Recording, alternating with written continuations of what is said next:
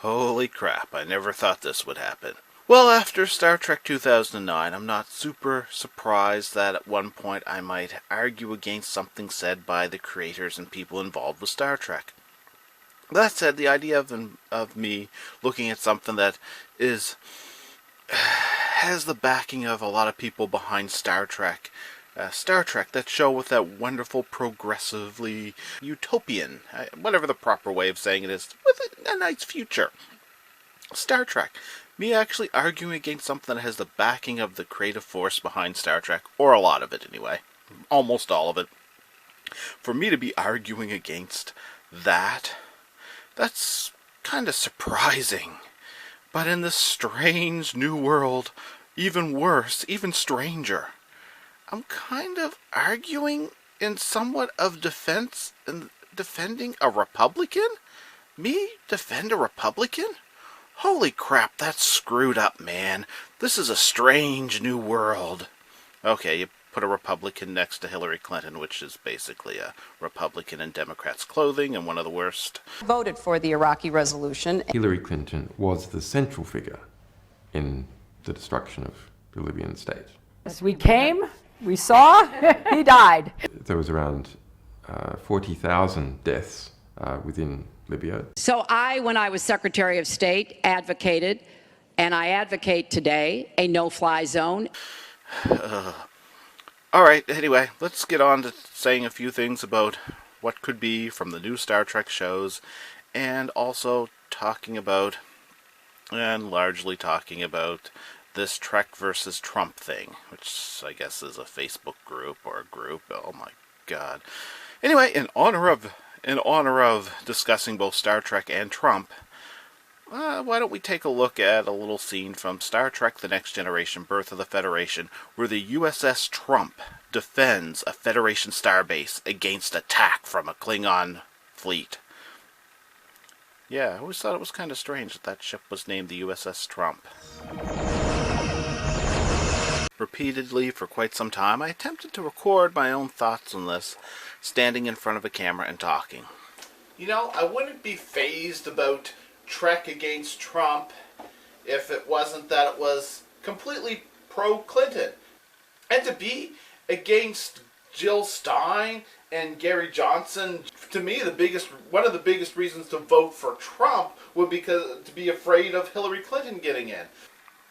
And I just end up rambling and ranting and not getting around to editing it and wanting to say more and try to re-say what I already said more precisely. That they're making this movement to favor the warmonger, I don't care what people say about some stupid shit Trump said at this point or that point. I'm actually thinking about, actual literal history and how people have been shown to act. How the fuck Hillary Clinton, the literal warmonger, is less scary than Trump? I don't fucking know. And how they can justify trying to steer people away from the Green Party or the Libertarian Party because we need a Democrat to take down the Republican. It's like the fact that this is happening now. So I'm just going to cram this together now and stick in whatever bits of whatever I can find that seems relevant. I originally discovered this whole Trek against Trump stuff thanks to a MundaneMatt video, and I strongly recommend checking out his video. I think it's a great video, and I agree with, I think I agree with everything he said. But I have some thoughts of my own to add. Anyway, this is how I discovered Trek against Trump. Somebody sent me this story, and I'm like, holy shit, I really want to talk about it because I am extremely disappointed. He's disappointed, and I'm disappointed. So there's this Facebook group called Trek Against Trump. Yeah, and I looked into it, and you'll learn as much about them just by watching what MundaneMatt has to say about them. So you can, once again, I'm promoting his video to go check it out. I'm not going to include all of his video here, obviously. There's many reasons why I shouldn't do that. But yeah, I do have a little bit of what he had to say here. And how it affects, well, it doesn't affect my opinion, but how my opinion, I just want to expand upon what's been already said. So Trek Against Trump is, like I said, it's unofficial, not affiliated with CBS or Paramount, none of that.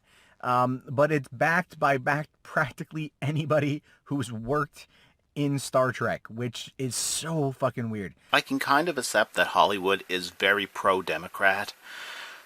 The Democrats are almost always the better option. And I totally can understand that there's a desire to believe and trust the Democrats. And I'm sure there's a certain monetary incentive that the two kind of back each other. I mean, they've been scratching each other's back for a long time. I mean, Hollywood, often promotes the Democratic option. And they usually go together fairly well. So I can kind of understand that, a bias towards Clinton. Never has there been a presidential candidate who stands in such complete opposition to the ideals of Star Trek universe as Donald Trump. Really? Really? That's what they're going for? Jesus, fuck me, Christ. Do you think New York State should recognize gay marriage? No. No. Okay. Where people work together instead of against each other. Yet you want to back Hillary Clinton in that regard. A warmonger.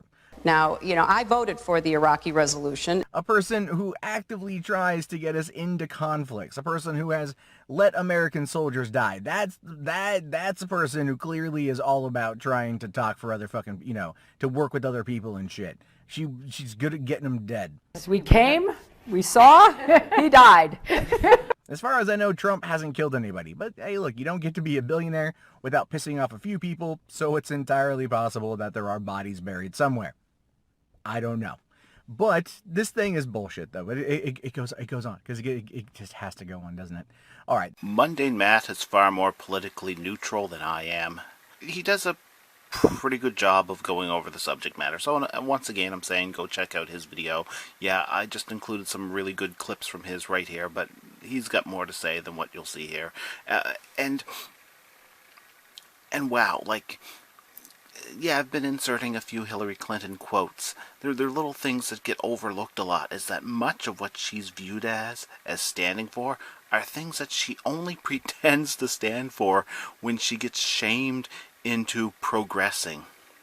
Very briefly on immigration, I hope that we get back to comprehensive immigration reform. We've had a unfortunate political season where the issue has been used as a political football.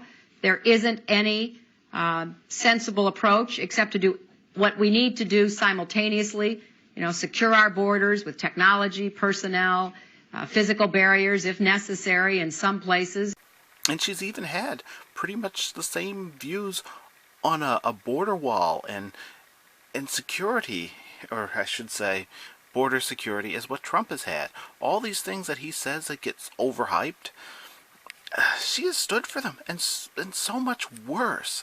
Libya, more than anyone else's war, was Hillary Clinton's war. Barack Obama initially opposed it. Who was the person who was championing it? Hillary Clinton. I mean, she has supported just about every war the states could have possibly got involved with. She has pushed for them. The resolution of conflicts on Star Trek was never easy. Don't remain aloof. Vote. She seems to be sold out to the same special interests that the Bush family was. And yeah, all these politicians are sold out to some degree or other. But when you get to, like, extremely, outrageously sold out, the Cheneys, Dick Cheney, the whole Bush family, the Clintons, they're sold out to the same groups. And they very clearly seem to be getting, well, they very clearly seem to have some sort of benefit in being backed by the banks, the military-industrial complex. And yeah, that's a real thing. It's not a conspiracy theory thing. It was a previous president of the United States that actually coined the term. Military-industrial complex, the banks, the energy companies, and all these groups seem to profit quite a bit from war and the killing and murder of, well, foreign people. And to me, supporting Hillary Clinton means not caring about the Western economy and not caring about the murder and destruction of foreign people. I mean literally. The wars that that she promoted, and everybody had to know there was going to be ridiculous collateral damage. That means lives of innocent people caught in the middle. Everybody fucking well knew that. And the fact that it actually stirs up more terrorism, yeah, crazy religion does play a role, but so does these policies. You can't just blow up foreigners and think the other people around aren't just going to react negatively. And that's what happened. I mean, hell, ISIS. It's a chronological description of how Hillary Clinton was the central figure in the destruction of the Libyan state. As a result, there was around 40,000 deaths within Libya. Jihadists moved in, ISIS moved in. That led to the European refugee and migrant crisis. I mean, look at the world. Look at the damage that has been done. She talks in favor of the rebels. She doesn't even know who the rebels are. You know, every time we take rebels, whether it's in Iraq or anywhere else, we're arming people. And you know what happens? They end up being worse than the people. Look at what she did in Libya with Gaddafi. Gaddafi's out. It's a mess. And by the way, ISIS has a good chunk of their oil. I'm sure you probably have heard that. And yeah, Hillary Clinton wasn't president for a lot of it, but she was the one pushing for a lot of it. And oh, by the way, the damage the banks did to the economy, she's in their back pocket. Hell, it was leaked. It's known for sure she was giving speeches for them. You've received over $600,000 in speaking fees from Goldman Sachs in 1 year. And it was leaked that she basically said to them what translates in simple language as, what I say to you and what I say to the public isn't the same thing. We have to say certain things to the public to make them think I'm on their side. Yeah, I mean, even if you don't care about foreign people, how about the Western economy? You know what? Really, it's hard to get past the level of bloodshed that is really connected to her choices. And to me, there is no way that Hillary Clinton doesn't count as the worst, scariest choice. And the fact now that she's talking about antagonizing Syria and Russia, yeah, antagonize nuclear power. Good idea. Yeah, start up something with them the way you did with Libya and Iraq. Yeah, great idea. Great idea. Go after a nuclear power. So in addition to being unethical in stirring up conflict in the first place, she seems to be kind of careless with who she does it with. And you know what? If you start to antagonize nuclear powers, you might end up with the brave new future might have a dusty radioactive glow. The resolution of conflicts on Star Trek was never easy. Don't remain aloof, vote. You know what? Sometimes on Star Trek, the resolution of conflicts did involve war. But war was never the best choice. And pretending that Hillary Clinton is anti-war, that's a big stretch. I mean, I can't say that Trump is anti-war. I mean, he's criticized wars the U.S. has lost money on since the 1980s. I've seen clips going back as far as the 1980s where he's made comments about that. I can't say he's doing it from an ethical perspective, and he said some things that were kind of bloodthirsty and crazy, though to be honest, I think some of that was just in defense of the status quo.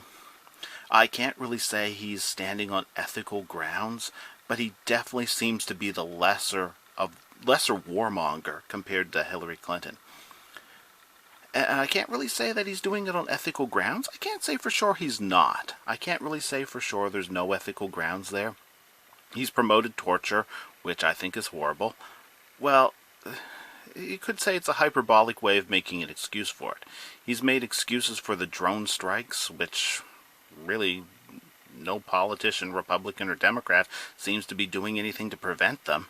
So, I mean, his hyperbolic excuses for them, I don't agree with. I think it should have made him, really, just saying that, I think it should disqualify him for running for president. But that said, actions speak louder than words. I could say things that I could go over things that Hillary Clinton is also saying that I think are just as bad and should disqualify her just as much. But the hell with that.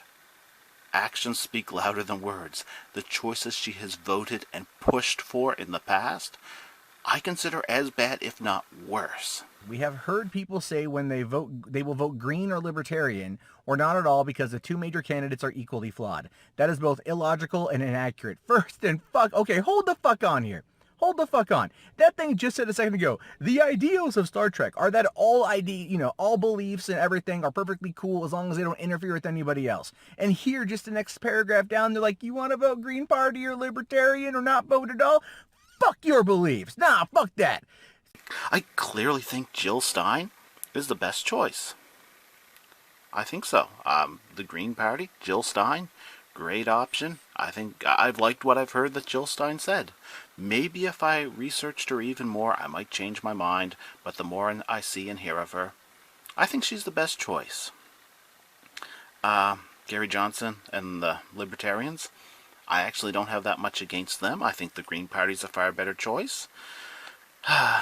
Between Gary Johnson and Trump, I actually, if I can adjust many things Trump has said as hyperbolic, because it seems as though he uses a lot of hyperbole, he's not very articulate. I definitely think he's a lot smarter than, say, George W. Bush. I just don't think he's articulate enough to bring that across very well. But if I adjust that, I actually end up placing Trump not that far behind the Libertarians, though I think I would rather go with the Libertarian option than the Republican option. That said, the mess that is Trump, yeah, I'd take him or any of them over the dumpster fire of evil that is Hillary Clinton. So, yeah, I'd be far more scared of what Hillary Clinton is likely to do. And while I'm on the subject, 4 years of Trump or 4 years of Clinton, either way they end, the opposite party is going to be coming up with an option to combat them in 4 years. I think the Democrats could come up with a good alternative to Trump if he gets in. If Hillary Clinton gets in, it'll be up to the Republicans to find a replacement for Hillary Clinton. And I don't trust the Republicans to come up with a good option. So to be honest, just trying to get through 4 years with either one of them, I think Trump is less likely to do serious damage. He might actually have a chance of undoing some of the crap that he claims that he wants to fix, though I'm kind of skeptical about that. But that said, I do think he's less likely to do extreme damage compared to Hillary Clinton. Whoever gets in, Trump or Clinton, whichever one gets in, 4 years from now, they're going to be running up against a politician from the rival party.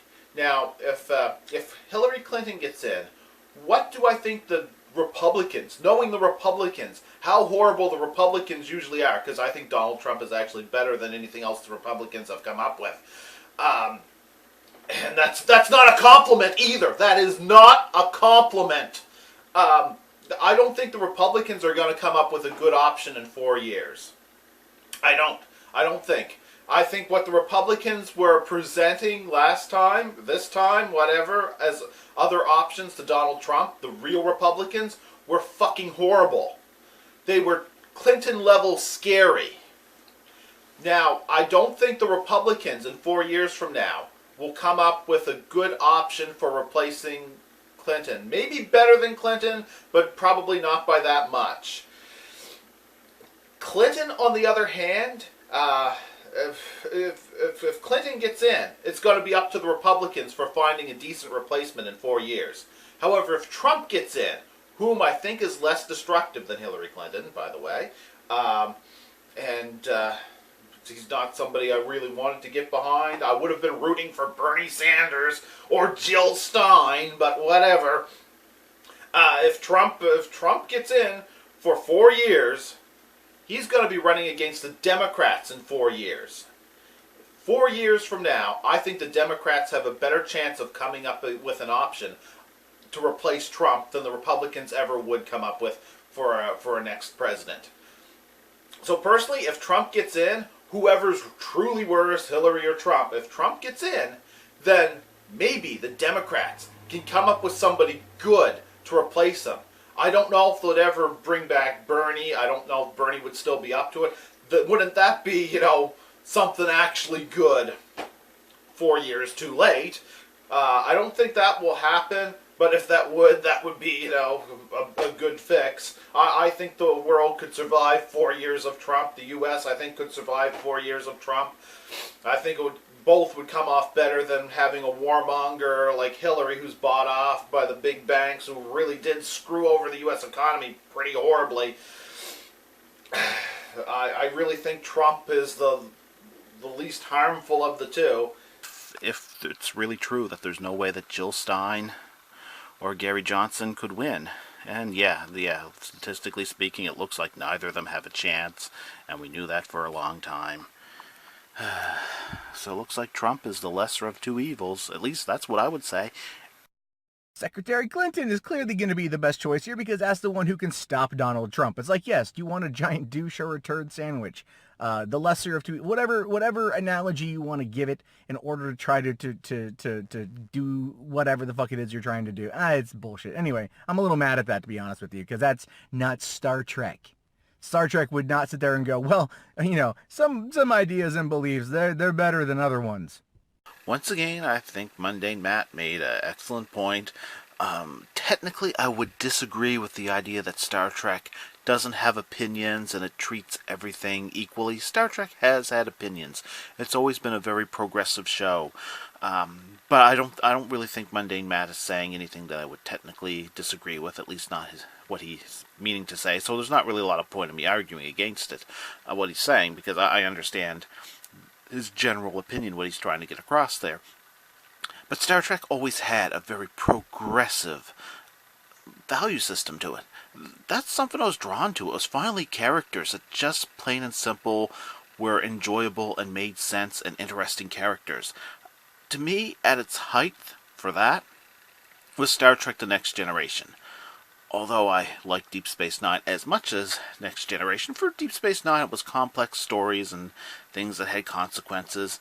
And for a combination of those two things that I loved about Next Generation and Deep Space Nine, Star Trek Enterprise became my favorite, especially focusing on the idea of humans getting out into space. But all that aside, ignoring all that, it's like, Star Trek being used for propaganda, to promote a warmonger, using propaganda, fear-mongering propaganda towards Donald Trump to further discourage people from picking the libertarian choice, or my preference, the Green Party choice, to promote Hillary Clinton, the warmonger, the main key master of propaganda in all this, Hillary Clinton, to promote her. Either one of them, anybody has the chance to screw things up. Looking at what they've done, what they've promised to do, there's one thing Hillary Clinton has always delivered on. No matter how dishonest she is, she's always picked the choice that was war. Look at everything she's done. Look at her flip-flopping on social issues. Look at her changing her mind on all sorts of things. Look at any of that. There's one choice that she always picks. It's war. Oh, and also being sold out to the banks and pretending she's on the little person's side while further trashing the economy and making it harder to, survive. Making the economy even worse. There's that too. She's always been in favor of that. Selling out and war. I don't say this like some sort of like I don't mean this as hyperbole. I mean this as literally. Look at her history. I will completely agree with that there. A protest vote won't fix the government, but a third-party vote. A third-party vote might show that a third-party candidate is a viable option down the road. At this point in time, the next 4 years are essentially a wash. Many of us know that going in. I guess I've already addressed the fact that this pro-Hillary propaganda that uses Donald Trump for fear-mongering is also not just Donald Trump, but it's anti-third party. Anti-third party. I mean, this subject has got to come up in this a lot, because if it was just anti-Donald Trump, I probably wouldn't have that much issue with it, even though I consider Hillary Clinton the scarier of the two options. Scarier when I think of the damage she could do, and that I think she's liable to do. Ignoring that, the fact that it's also propaganda against the third-party choices. And it's not just that I consider Jill Stein the best of all options. It's that Hillary Clinton, if I look at her history, and even if I look at the good things she says, her history of not really going forward with good things, knowing what options she generally picks, maybe this is the one time she'll be good. I don't know. Looking at what she has done throughout her history, she's the scariest option. And yeah, this 4 years, the next 4 years, yeah, it's a wash. It's a bad shit show. Yeah, it's horrible. It's not going to be good.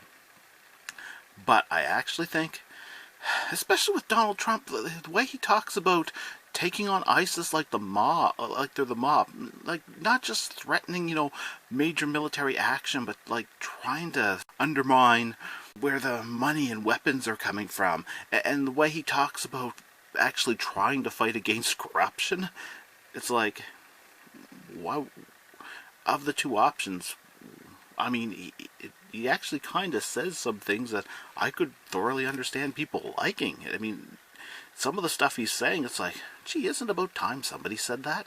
Undo some of the trade deals that seem to be taking advantage of horribly unfair labor practices in other nations, and cheap labor, slave labor, sweatshops, shit like that, that's taking away from jobs in a Western nation. Getting rid of some of those trade deals, it's like, yeah. NAFTA is the worst trade deal maybe ever signed anywhere, but certainly ever signed in this country. And now you want to approve Trans-Pacific Partnership. You were totally in favor of it. Then you heard what I was saying, how bad it is, and you said, I can't win that debate. But you know that if you did win, you would approve that, and that will be almost as bad as NAFTA. So, getting through the next 4 years, I'd rather it be Donald Trump. If it's going to be a Republican, I'd rather it was Donald Trump, and I'd rather be a Republican in there now that's pretty much guaranteed to get replaced by a Democrat in 4 years than a Democrat that could be replaced by a Republican in 4 years. So everything about this makes me think that if we're going to wait out a 4-year period of horror, we're better off with Donald Trump. And we're better off hoping for the Democrats to come up with the next good option in 4 years. Of course, it could be really scary. It could be 8 years of Hillary, and I mean, I don't know. Whoever gets in there, there's a chance that either one of them could be good or horrible. All I can think of is whoever gets in there, be ready to hold them accountable. Be ready to argue against them, because either one of them could be horrible. Either one of them could be better than you'd think. I mean, Hillary Clinton has done so much horrible, there is a chance that she might just rest on it. She might just say, I've done enough, time to rest. She might not be good, but she might not be as horrible as she has been in the past. Maybe she'll just finally relax, stop selling out, and just think, I've gotten everything I've wanted. Let the world live. I doubt it. But yeah, whoever's in there, the world will have to be watching and be ready to keep them accountable, because there's going to be propaganda. And I'm fairly sure of the two possible futures, the riskiest of the two possible futures, the most scary one, is Hillary Clinton. But the odds do seem to favor her. And I just can't help but picture her speech thanking everybody who helped her become president. And then she pulls off this very thin latex mask. And then says, "First we nuke Russia, then we nuke Castle Grayskull. Ah, He-Man, I'll have you at last." Because she reminds me of Skeletor. Except Skeletor wasn't that evil. And she's got I can't help but think of her as vice president as the Scarecrow from The Wizard of Oz. Her vice president's horrible. Yeah, it's also a horrible thing to say about the Scarecrow from The Wizard of Oz. That's just, yeah, but it's like an evil Scarecrow. Of course, Pence is fucking scary too. Oh my God, that's 4 people running for president, 2 for vice president. Those 3 people, and then the 4th one being Donald Trump. I can't believe Donald Trump is the best of this group of 4. But when I look at it, yeah, that's what I come up with. I don't really hate Donald Trump, but I just never thought I'd view a Republican as the least scary option. And, I mean, Donald Trump has a history of being an arrogant... Miserable. You wouldn't want to go out to dinner. They're terrible people. I love them. Wow. The world is really all twisted around. Look, I don't like Trump. I don't like Clinton. I'm definitely a Bernie supporter. All right, I'm more or less going to vote Gary Johnson just because of that third-party vote, to let people know that my vote will maybe count towards some tally that can maybe one day down the road bring in a viable third-party option to do away with this two-party fuck-all system. As somebody who lives in a nation that has more than a 2-party system, it's kind of a 3-party system. I kind of wish it was more of a 4-party system. I wish more power went to the Green Party of Canada. But when I look at that, it's like, yeah, when you're stuck between the choice between a Republican and a Democrat, and they're both sold out to the same special interests, and usually just the Democrats, by the group of people they happen to pander to, happen to be the better choice because they have to in order to have any sort of philosophical background whatsoever. Well, the Republicans are usually just fucking horrible. I know that having more than 2 parties isn't perfect, but yeah, that's a system that wow, yeah, that third party choice, 4th party, 5th party, yeah, seriously, you gotta have another option than Republican and Democrat. And of all the elections where both the Republican and the Democrat are so hated, the fact that the third party choices are so low in the polls right now is purely based on fear-mongering. Everything Trump says that they can twist against him is like so exaggerated. And they're using fear of him to promote Hillary Clinton. That's going on in the media a lot. And I think the third-party choices should be doing a lot better. But it's fear of Trump that's being used to make it look like it has to be Hillary Clinton. And there's a lot of that going on in the media. There's a lot of information manipulation going on. And it's amazing that the third-party choices are so low, yet the Democrat and Republican choices are so hated. I mean, this is an amazing election. And look at how ridiculously biased the media is towards Hillary Clinton. They focus on her emails because it's the easiest thing to dismiss. But her political history, it's insane. And then Trump says something inarticulate or crude, and it becomes all he's known for. More dangerous options like George W. Bush got way more respect. And by the way, speaking of fear-mongering using George W. Bush, there's been this thing going on. It's like picking Trump is like picking the new George W. Bush. It's like, really? Trump has criticized George W. Bush a lot, while Hillary Clinton has backed and supported a lot of the stuff George W. Bush has done. You want to write in Ralph fucking Wiggum, by all means, do it. Because he bent his Wookiee. God damn it, we need to get him a new one. But the point is you should still vote, regardless. Yeah, that was a good point. I just had to leave that in there. Yeah, people should vote. People really should vote. And just while I'm on the subject, Selective services is bullshit, but that's just how that is. But anyway. And yeah, I agree with that. Vote for a future of enlightenment and inclusion, a future that will someday lead us to the stars. At which point in MundaneMatt's video, he mentions that right now capitalism is what's leading us to the stars.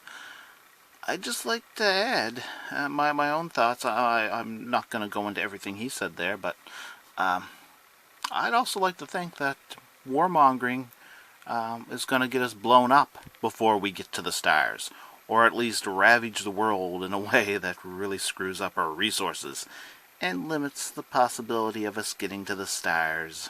But all I'm trying to say is that it's entirely ridiculous to sit there and say we're going to get to the stars faster with somebody like Clinton rather than Trump. Clinton won't take us to the stars. She'll just find ways to bomb other enemies. All right. If you want to like compare her to probably a faction in Star Trek, I would argue probably Romulan.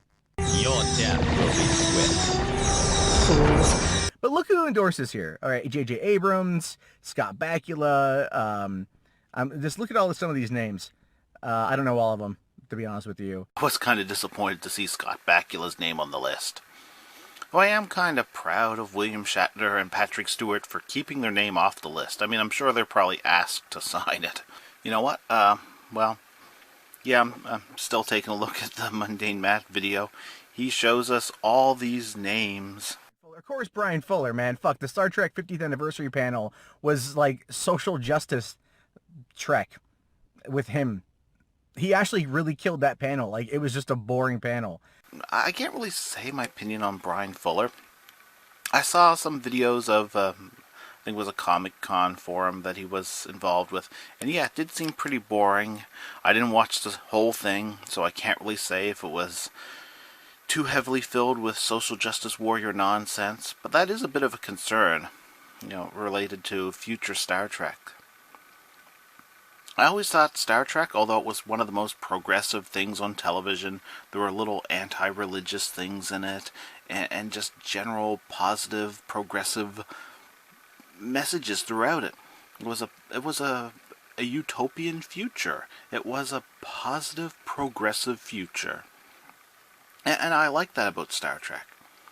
But now that the social justice warriors are what they are now, and that Star Trek in the newer movies has been involved with such incredibly stupid writers, I have to question where the series is going to go. I always thought it should be even more progressive, that they kinda kept from getting a little too progressive, just to keep from offending conservative attitudes that probably were already offended, that they thought Star Trek was too progressive already. But I always thought Star Trek should have been more progressive. I'm kind of fearful, though, with future stupid writers and social justice warrior culture leaking into everything. I am kind of worried that new Star Trek might no longer be progressive, and it might turn out to be something regressive. And I can't say everything about what Brian Fuller's envisioning for Star Trek in the future, and what direction Star Trek is going now. But when people say that they've seen signs that it's going to be, like a social justice warrior track, the future of Star Trek, that is something I do find a little bit concerning and possibly disappointing. Apparently Brian Fuller, if that's how you pronounce his name, the guy who was going to be the main guy behind the show, has decided to leave it because he's busy with other things. I don't know, that kind of puts an impact on when he was talking about being so happy and excited to be working with Star Trek. Maybe he figured out that it was an impossibility with the other stuff he was doing. I don't know. I don't really care. There were indications he was going to model the new Star Trek after Deep Space Nine, indicating that he thought that was Star Trek at its best. But then again, he also said Star Trek Voyager was special to him. So Deep Space Nine positive, Voyager. It is going to be set in the era of the original series, which is perfectly fine. A little bit earlier than the actual episodes of the original series. So a sequel to Enterprise, a prequel to Star Trek the Enterprise, a sequel to Star Trek Enterprise, a prequel to Star Trek the original series. And well, that's about all that we can really say for sure. Some people think there's hints that's going to be about Garth of Izar. Izar or Izar? Izar or Izar? I'm not sure how you pronounce that, actually. Alright, so let's let this MundaneMatt video scroll down a little bit more. Yeah, I was looking for the name that he's looking for as well, too, and do we find it? Okay, hold on here. I'm wondering, okay, Brent Spiner, Carl Urban, of course, Will Wheaton. That negates the entire list right there, bringing that guy into it. Negates the whole fucking list. Because we run everything. What do you mean, we? Is it because I have a penis and you are one? Yeah, I was expecting to see Will Wheaton in this fucking list. I was thinking, wait a second, I haven't seen Will Wheaton yet. And yep, MundaneMatt looked for the name. And when I first watched this and saw the name scrolling down, I was thinking, Will Wheaton's got to be on this fucking thing. I just thought there was no way Will Wheaton wouldn't be in on this with all these names involved in Star Trek, and he's just done so much stupid shit lately. Just outrageously stupid. Once again, I recommend checking out MundaneMatt's video. I'm kind of a broken record on that subject. He goes on to mention things like that Gene Roddenberry probably wouldn't like his series being used as a propaganda piece. He kind of indicates that he doesn't think Gene Roddenberry would be pro-Trump, but he continues on to talk about how Trump is basically being exaggerated, which is something I strongly agree with. They're exaggerating things that Trump has said and done, and using him for pro-Hillary propaganda. Trump isn't, god damn it, like, a lot of what he says gets blown out of proportion. I will fucking fully admit that, but I don't know what to say about this other than Trek against Trump is not so much anti-Trump, but pro-Hillary bullshit. That's all it is. It's propaganda. It's bullshit. Yeah, I can kind of accept that Hollywood is almost always going to be pro-Democrat. It hasn't bothered me much in the past because I've always looked at the Democrats as almost always the better option. I guess not this time because I've been watching Hillary Clinton. I've been watching some of these more well-known political figures and the things they've had to say. And I've recognized Hillary Clinton as basically being a Republican in Democrats' clothing. And one of the worst. I consider her right up there with Dick Cheney.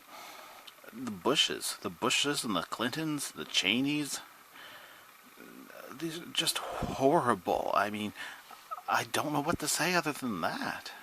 This just bothers me to no end. I don't like to see this kind of stuff. It's like, if Master Chief or Mario or Samus Aran, whatever the fuck, came out and they were against Donald Trump, I would probably stop playing those fucking games. And as a result, I'm tempted to kind of stop giving a shit about Star Trek. I still need to see Beyond. I will fully admit I haven't done that yet. But the new show, I'm like, right? It's like, I don't give a shit about this. That's a pretty good point. This does kind of hurt my opinion of the people involved with Star Trek, and it hurts my opinion of Star Trek, at least Star Trek's future. To me, Star Trek will always be one of the most amazing and most important television series I've ever seen.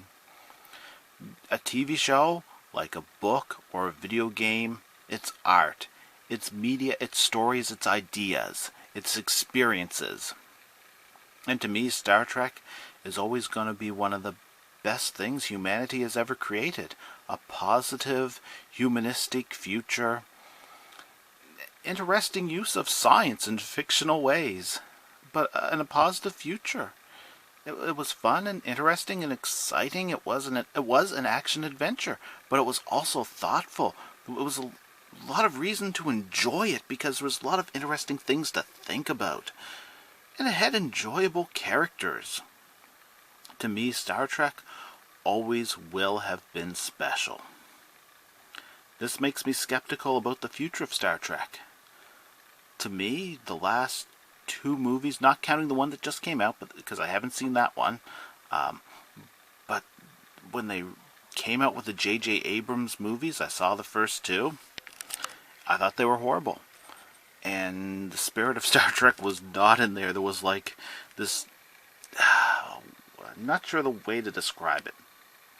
There were token events that made it copy and parody Star Trek, but it didn't have the spirit of Star Trek, and it didn't have the intelligence of Star Trek. It was stupid to the point that it was annoying and disgusting. And to me, that wasn't Star Trek. To me, Star Trek ended kind of when Star Trek Enterprise ended. I loved Enterprise. I loved Next Generation. I loved Deep Space Nine. I also really, really liked the original series. And there were a lot of moments with Voyager I really enjoyed. But I am skeptical of this new Star Trek show. Even if it's not being written and it's not as closely controlled by J.J. Abrams as those movies that J.J. Abrams was involved with. And it's not going to have the same writers as the J.J. Abrams movies, who also were writers who did the first two Transformers movies and The Amazing Spider-Man 2. And yeah, I don't want to see them writing Star Trek again. I just think that would be a bad idea. This new show, it might have like a different creative force behind it, but the Bad Robot Company's still involved with it. It still has a lot of reasons for me to be skeptical about it. And I want it to be, if it's going to be good, I'm hoping that it'll be legitimately progressive. But if it's regressive, that would be just disappointing. If it's as good as Star Trek Enterprise, Star Trek The Next Generation, and or Star Trek Deep Space Nine, I'll actually love it. If it's as good as the original series, I'll also like that too. If it emulates the original series too much, I kind of felt like the original series was already overused. Even though it only had 3 seasons, there was like so many novels and comic books and stuff like that. Yeah. If it's like Voyager, I'll find it a little hard to watch. I'll basically watch it because it's Star Trek and usually be disappointed that it'll... Well, with Voyager, it was like this boring network feeling that they were trying to impress but not do anything too special.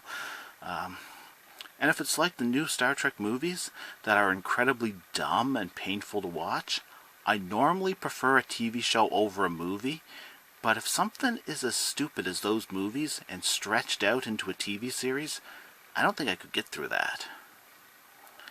And this is just something more to hurt my opinion of Star Trek. I mean, after Enterprise ended, I loved a lot of the novels. I started reading a lot of Star Trek novels. But it is very much possible to hurt my opinion of future incarnations of Star Trek. I'll always love what I always enjoyed. Star Trek Enterprise is still my favorite TV show that I've ever seen. And I'll always like what Star Trek was. But this kind of hurts my opinion of its future. But even more importantly, I'm kind of concerned about what politicians like Donald Trump and Hillary Clinton might do to the world itself. And either one could do good or do harm. Odds are I think Hillary Clinton has the best chance of doing the most harm. Yeah, I said best chance of doing the most harm. Best chance of being the worst. By far. So, it also looks like she has the best chance of getting in by a small percentage. So I'm kind of hoping that she doesn't. But if she does, I'll be watching and worried and concerned. And hopefully the rest of the world will be ready to criticize her when she does the horrible stuff that she's already been doing. And nobody seems to care. Well, some people seem to care, but not enough. They don't seem to care enough about it. Just hopefully the world will be ready to call her out on some of the stuff she's already been doing, if she's the one that's elected. And I definitely don't approve of Star Trek being used to fearmonger about Donald Trump to promote Hillary Clinton, a warmonger and a sellout to the banks that already screwed over the economy in horrible ways. Many times for the past, I guess it's been about a month, I've repeatedly stood in front of a camera and tried to come up with the right thing to say, not ramble too much, not rant too much, and yeah, I just came up with a mix of things. So hopefully my final video will get my point across. It'll be something I'm happy with, and I really felt the need to say something. And hopefully somebody out there enjoyed this video If you stuck with it this long, hey, maybe you'll want to check out some of my other videos. But you have to vote for one because you can't have the other. You have to make sure the other one doesn't get it. Shouldn't you be more afraid of Clinton? Yeah, by checking out the MundaneMatt video, we're able to see the name scroll down, fuck. I can't fucking talk about this. It's my words are getting twisted, and I probably should edit that out, but will I? Only you will know if you've watched this video.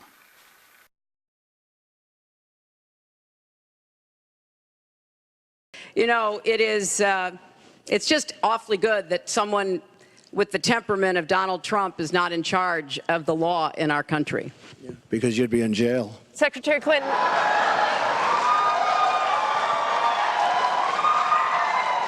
We want to remind the audience to please not talk out loud. Please do not applaud. You're just wasting time.